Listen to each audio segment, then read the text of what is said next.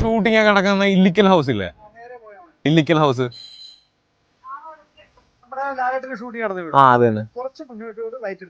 അതെ, റീസെന്റ് ഒരു ഷൂട്ടിങ്ങിന് വേണ്ടി നമ്മുടെ ലാലേട്ടനും ജിത്തു ജോസഫ് ഒക്കെ വന്ന ആലപ്പുഴ മുഹമ്മൽ ഒരു അടിപൊളി വീട്.